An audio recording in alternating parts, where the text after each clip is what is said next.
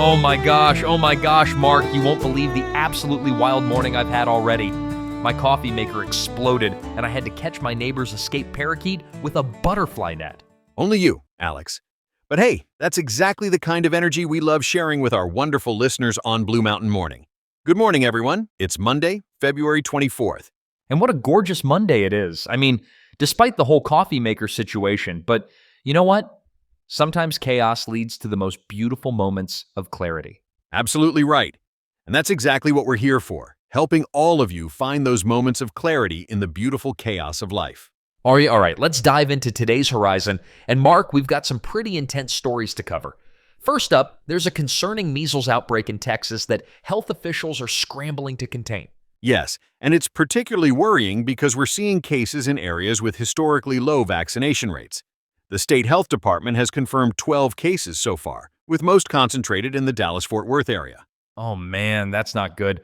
And speaking of shakeups, did you see what happened in Germany over the weekend? The whole political landscape just went boom! The center-right opposition did secure a significant victory, but what's really catching everyone's attention is that the far-right party came in second. This is sending shockwaves through European politics and raising concerns among NATO allies. And then there's our favorite chaos agent, Elon Musk, causing absolute mayhem in federal agencies.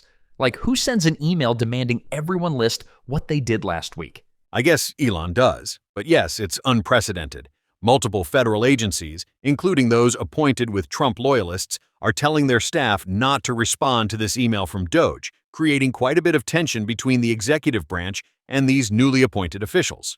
It's like the world's most aggressive performance review. And speaking of leadership challenges, we've got some fresh polling data about Trump's economic policies. The latest Reuters Ipsos poll shows Americans giving him mixed reviews on economic management. Wait, mixed reviews? After all that drama about shrinking the government? Exactly. The poll surveyed over 4,000 Americans between February 13th and 18th, and it shows that many aren't particularly impressed with some of his recent initiatives, especially regarding international policies like the proposed Gaza intervention. So basically, people aren't loving the whole shake everything up approach. Well, the data suggests many Americans think he's putting considerable effort into policies they either don't support or don't consider high priority. It's particularly interesting given how central these issues are to his platform. You know what's been catching my attention lately? Outside that daily buzz? This fascinating but troubling trend in workplace culture. We're seeing traditional office friendships basically disappearing. Oh my God, yes. It's like, remember when we used to actually see people in real life? Now it's just pixels and sadness. Exactly. Recent studies are showing that since the shift to remote and hybrid work, these casual workplace connections have taken a massive hit. We're talking about those spontaneous lunch meetups, quick coffee breaks. The gossip by the water cooler. Those were the days. And here's why this matters. Research shows that having strong workplace friendships can increase job satisfaction by up to 50%. People with close work friends are 7 times more likely to be fully engaged in their jobs.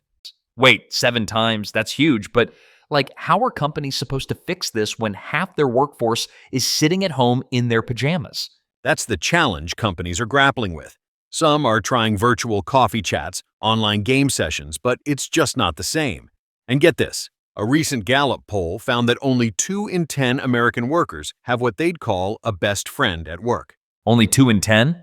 That's depressing. I'm getting depressed just thinking about it. And it's affecting more than just job satisfaction. Mental health professionals are reporting increased isolation and burnout among remote workers. Without those daily social interactions, it's like we're all just floating in our own little work bubbles. Exactly. And the impact on productivity is significant too. When people have strong workplace friendships, they're more likely to share ideas, collaborate effectively, and even stay with the company longer. But Mark, aren't millennials and Gen Z supposed to be super good at digital connection and stuff? Why isn't that helping? Digital connections are great for maintaining existing relationships, but they're not as effective at creating new ones. There's something about in-person interaction that technology just hasn't been able to replicate yet. So what you're saying is we're all doomed to be lonely work zombies forever. Not necessarily.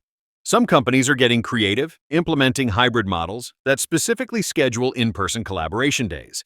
Others are creating dedicated social spaces in their virtual platforms. But is any of that actually working? The jury's still out. What we do know is that companies that actively invest in creating opportunities for social connection, whether virtual or in person, tend to see better employee retention and satisfaction rates. Well, I'm just glad we still get to do this show together in person, even if you do drive me crazy sometimes. The feeling's mutual, Alex. And that actually brings up a good point.